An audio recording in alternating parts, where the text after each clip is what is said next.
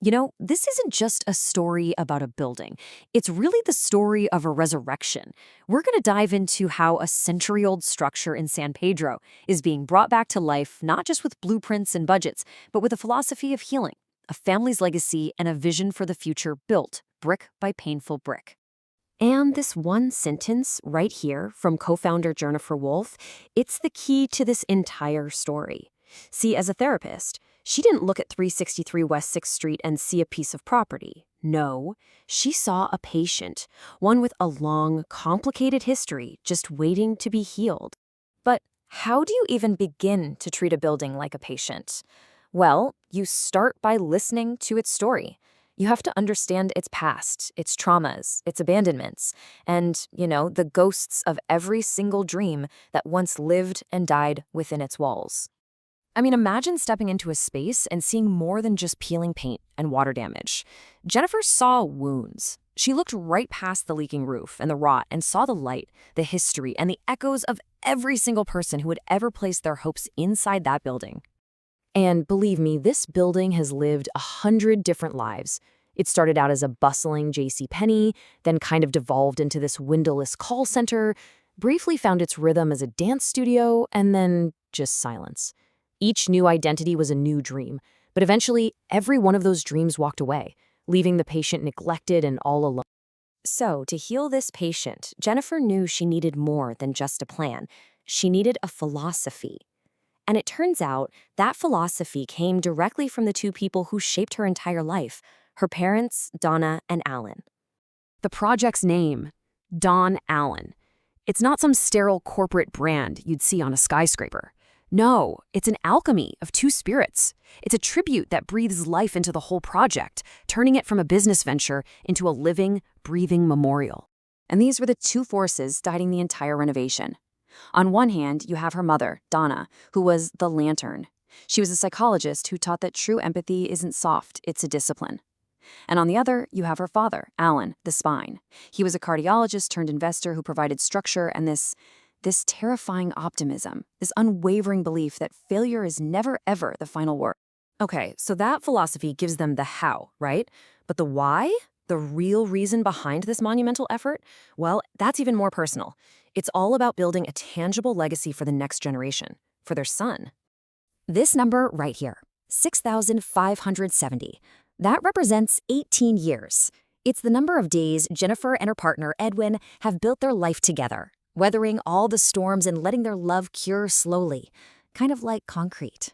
When their son, Nathan, came along, their purpose just snapped into crystal clear focus. It wasn't about leaving behind money that could just vanish or some digital footprint that could be erased.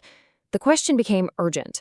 What tangible proof of their life, their values, and their story would they leave for him to actually hold? What would he have to remember them by? And let me tell you, the dream almost died. They were faced with exploding costs, hidden structural problems, just the sheer weight of the project.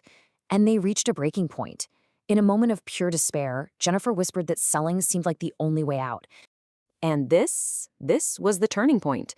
As they were standing there in all the dust and debris, their young son Nathan just zipped past on his scooter, patted a scarred wall, and said those simple words. His innocent resolve completely reignited theirs. They didn't sell. They picked up the sledgehammers. So with this renewed purpose, they focused on what would become the heart of the building, the Voxel Micro Video Labs, and they gave it a name that embodies the very spirit of resilience. See, decades ago, Jennifer's father, Allan, poured his heart into a venture called Voxel, and it failed. By naming these labs Voxel, they're dusting off that so-called failure and recasting it as a symbol of tenacity. It's a powerful statement that no effort is ever truly lost. And this personal touch, it extends to every single detail. We're not talking about sterile labels like Studio A or Studio B. No way.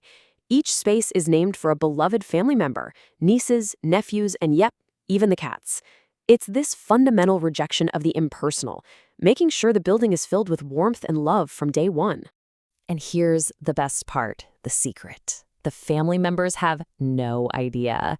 The team is waiting for opening day to see the looks on their faces when they find their own names etched in light, creating this profound, permanent sense of belonging. Can you imagine?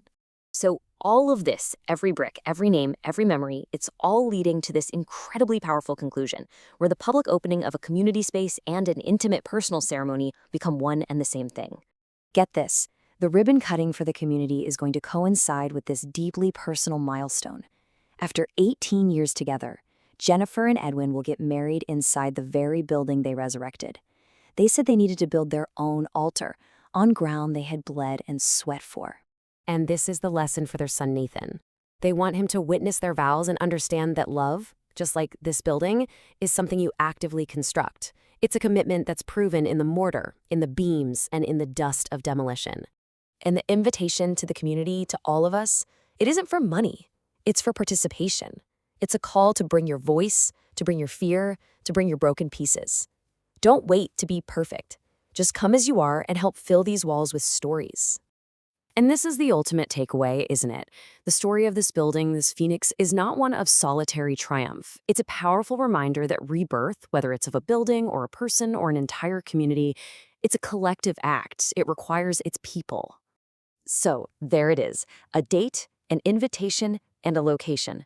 A call to show up, not just as a consumer of some new space, but as a co-creator in its new life. What a truly remarkable way to build a legacy.